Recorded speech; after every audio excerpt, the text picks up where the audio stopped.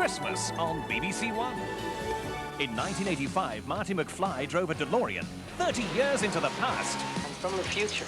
I came here in a time machine that you invented. Where his parents are teenagers. Apparently your mother is amorously infatuated with you instead of your father. Stuck here. I can't be stuck here. I got a life in 1985. Next Saturday night, we're sending you back to the future.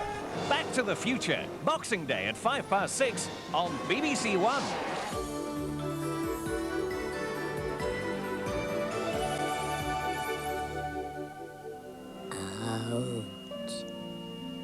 Steven Spielberg.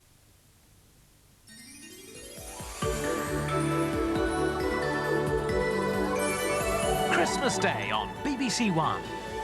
At 5:10, Christmas, only fools and horses. Say I caught mad cow disease. Don't worry about that. Who the hell is going to notice? At 6:25, fun and games in Bruce Forsyth's Christmas Generation Game.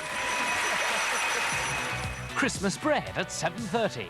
I wish you'd get rid of that silly belly back. You look like a kangaroo. And Birds of a Feather at 8:20. Blimey, it's Alice Cooper. At 9:45, Diane Keaton inherits a daughter in Baby Boom. You don't stick this bottle back in your mouth this very second, you're going to find yourself on the next Greyhound to Duluth. Do you understand? At 11:30, a storm over a sausage in a vintage Yes Minister. Westminster sources say the sausage could be another banana skin. And at 12:35, George Segal stars in the Quiller Memorandum.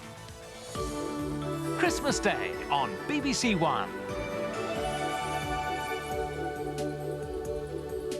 And now on BBC One, we present the world television premiere of one of the most successful films of all time, Steven Spielberg's magical tale of a young boy who befriends a rather strange-looking alien abandoned by his kinsfolk. He's an extraterrestrial, or in short, E.T.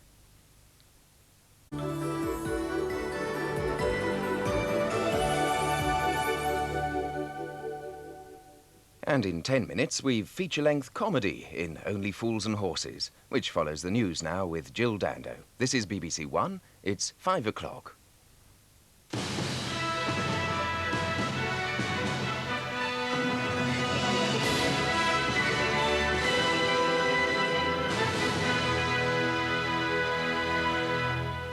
Good evening. President Gorbachev wins the vote and gains more power. As the Congress of People's Deputies changes the Constitution, Mr. Gorbachev says, "I don't need to prove I'm not a dictator." And after today's heavy storms, the weather forecasters warn of more of the same for tomorrow. The Soviet Congress has given President Gorbachev some of the new powers he's been asking for. By the required two-thirds majority, the deputies voted a significant amendment to the Soviet Constitution. The president can now enforce existing laws throughout the 15 republics by overruling national or regional ministers. The debate about giving the president further emergency powers will resume tomorrow. Congress has handed Mr. Gorbachev the powers that he insists are essential to sort out the economic chaos and prevent the disintegration of the Soviet Union. The draft for his union treaty has been formally approved in principle. Radicals are decidedly uneasy about the extent of his power. Alexander Obolensky protested that he should not be leader of the Communist Party as well as president of the country. The Russian President Boris Yeltsin was apparently angered by yesterday's decision to hold a referendum on the private ownership of land, which his republic has already approved. Mr. Yeltsin declared he was voting against the constitutional changes. There's enough power in the hands of one man, he said, even too much. During a break in proceedings, Mr. Gorbachev spoke to deputies face-to-face in an effort to convince them the constitutional changes are needed and to reassure those who are concerned he's becoming too dictatorial. I think I don't have to prove, affirm or bring additional arguments. I'm a person who is made of democracy. I think it is well known in the country, it's well known in the world, and I don't think I have to prove it. The constitutional changes will give Mr. Gorbachev a whole new structure of government with a cabinet under his direct control. The proceedings, though, were boycotted by independent-minded republics who fear how he will use his new powers. Carol Walker, BBC News, Moscow. Gale force winds and heavy rain have hit many parts of Britain today. In some of the worst incidents, a supply ship sank off the coast of Great Yarmouth. Part of a church tower near Chippenham collapsed, and high winds caused power cuts in Kent, Hereford and Worcester, Hampshire and Staffordshire. The Met Office says there'll be more severe weather tonight and tomorrow. 5 crewmen were airlifted by helicopter from this chemical tanker which ran aground in gales near Milford Haven in Dyfed. The tanker was later pulled free from the rocks by tugs. The congregation of Kington St Michael Church in Wiltshire had an amazing escape when part of the tower crashed through the roof. 4 people were slightly hurt. The priest conducting the service was just a few inches away from the falling masonry.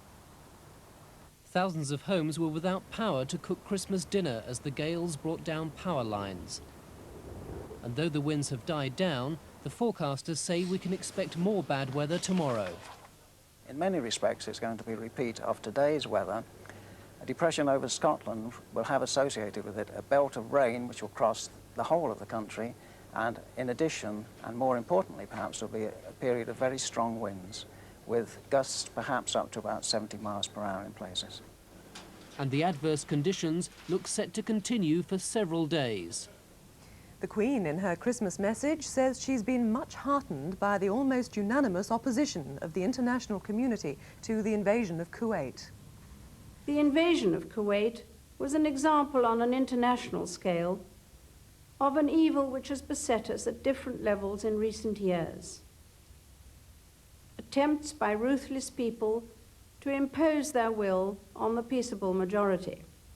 In his last Christmas sermon before he retires, the Archbishop of Canterbury, Dr. Robert Runcie, has warned against the glamorisation of war. He said a shadow of war hung over the Gulf with the prospect of fearsome combat in which thousands could suffer and die.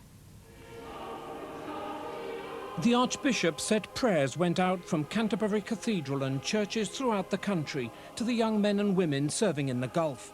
War could be justified as a last resort, but only, said Dr. Runcie, if persuasion had failed. We're often tempted, both as individuals and nations, to get our way by compulsion